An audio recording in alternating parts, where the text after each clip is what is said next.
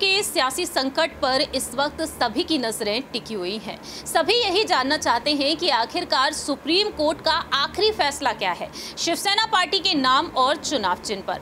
आपको जानकारी दे दें कि सुप्रीम कोर्ट ने शिवसेना पार्टी के नाम और चुनाव चिन्ह पर अपने फैसले को सुरक्षित रखा हुआ है। 17 फरवरी के दिन चुनाव आयोग ने अंतिम आदेश दिया। उन्होंने मौजूदा मुख्यमंत्री एकनाथ शिंदे गुट के हवाले कर दिया शिवसेना पार्टी का नाम और चुनाव चिन्ह। अब देखा जाए तो यहाँ पर उद्धव ठाकरे जो सुप्रीम कोर्ट का दरवाजा खटखटाते हुए नजर आए, अब यहाँ पर सस्पेंस बरकरार रखा गया है। आखिरकार सुप्रीम कोर्ट का फैसला क्या होगा ये वक्त के साथ साथ ही पता चलेगा। लेकिन इसी बीच देखा जाए तो सुप्रीम कोर्ट में आखिरकार क्या कुछ हुआ, क्या कुछ दलीलें रखी गई, ये अहम जानकारी एक बार फिर से आपको देने जा रहे हैं।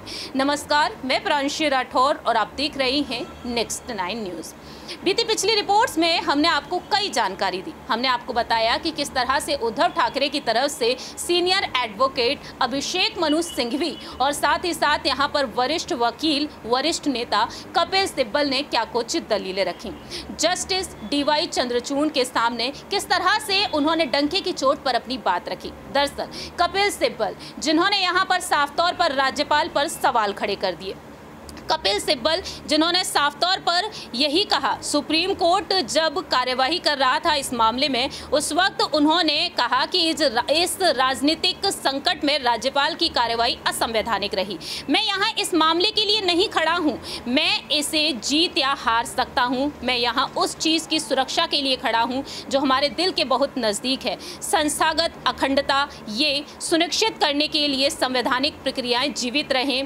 यदि योर लॉर्ड इसे बरकरार रखते हैं तो 1950 के दशक से हमने जो कुछ भी बरकरार रखा ये उसके अंत का संकेत होगा। इतना ही नहीं, सीनियर एडवोकेट का तर्क रहा कि राज्यपाल को कानून में किसी राजनीतिक दल के बागी विधायक को पहचानने और उनके कार्य को वैध बनाने का अधिकार नहीं है, क्योंकि ये पहचानने की शक्ति कौन राजनीतिक दल का प्रतिनिधित्व करता है चुनाव आयोग के अधिकार में है। तर्क यहाँ पर उनका ये रहा कि राज्यपाल ने शिंदे को ऑडियंस दिया और उन्हें मुख्यमंत्री के रूप में शपथ दिलाई। उद्धव ठाकरे शिवसेना के अध्यक्ष थे, किस हैसियत से राज्यपाल ने एकनाथ शिंदे से मुलाकात की और मुख्यमंत्री पद सौंप दिया। इतना ही नहीं, यहाँ पर कपिल सिब्बल ने राज्यपाल की शक्तियों पर अपनी बात रखी। नवाब रेबिया के फैसले के मुताबिक राज्यपाल के पास केवल संविधान के अनुच्छेद 371, अनुच्छेद 200 और अनुच्छेद 356 के तहत उत्पन्न स्थितियों में विवेकाधीन शक्तियां हैं और उन मामलों में जहां चुनाव के बाद सरकार का गठन प्रारंभिक चरण में था। तो फिलहाल उनका कहना यह भी साफ तौर पर रहा कि चुनी हुई सरकार बनने के बाद कोई विवेकाधिकार नहीं है।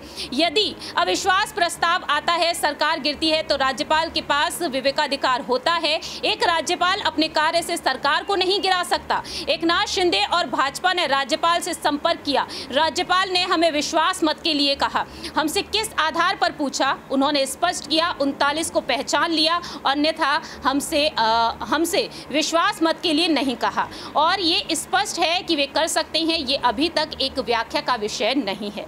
वहीं सीजेआई चंद्रचूड़ ने कहा कि एक बार जब कोई व्यक्ति अयोग्य हो जाता है तो अनुच्छेद 193 के तहत परिणाम ये होता है कि उसकी सीट खाली हो जाती है।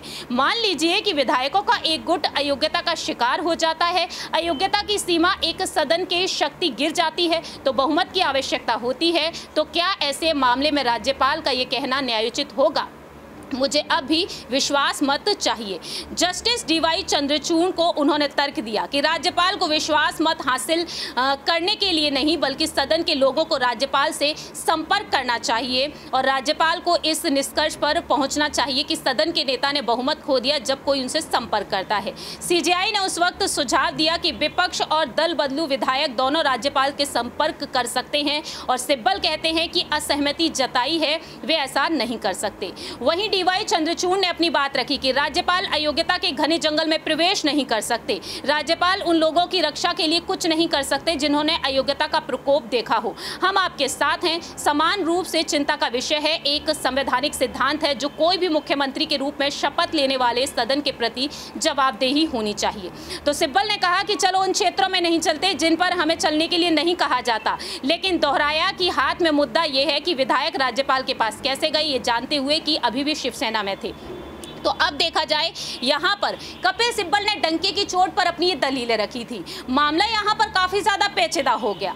हमने अपनी तमाम रिपोर्ट्स के जरिए आपको वो तमाम जानकारियाँ दी कि सुप्रीम कोर्ट में आखिरकार क्या कुछ हुआ। आज हमने आपको यहाँ पर थोड़ी सी जानकारी दी है और अगली रिपोर्ट में आपको फिर से जानकारी देना चाहेंगे कि कपिल सिब्बल ने आगे क्या कुछ कहा और अभिषेक मनु सिंह भी क्या कुछ कहते हुए नजर आए। अब देखना दिलचस्प होगा कि शिवसेना पर जो आखिरी फैसला लिया गया है, क्या उद्धव गुट के पक्ष में या फिर शिंदे गुट के पक्ष में, क्योंकि दावा तो यहाँ पर शिंदे की तरफ से, बीजेपी की तरफ से ये किया जा रहा है कि सरकार नहीं गिरने वाली है, सरकार अल्पमत में नहीं आएगी, क्योंकि यहाँ पर बीजेपी के पास तकरीबन 105 निर्दलीय विधायक हैं और ऐसे में विधायकों की संख्या शिंदे के पास बढ़ ही जाएगी। 39 विधायकों के साथ साथ यहाँ पर 105 निर्दलीय विधायक बीजेपी के पास हैं, तो सरकार को गिरने नहीं दिया जाएगा। देखना दिलचस्प होगा कि आखिरकार उद्धव ठाकरे क्या कुछ करते हुए नजर आते हैं, क्या कुछ उनका कोई बड़ा कदम होगा, ये वक्त के साथ साथ ही पता चलेगा। क्या वाकई में शिवसेना पार्टी का नाम और चुनाव चिन्ह उन्हें वापस मिलेगा या नहीं। इस खास रिपोर्ट में इतना ही। बाकी के तमाम अपडेट्स के लिए देखते रहिए नेक्स्ट 9 न्यूज़।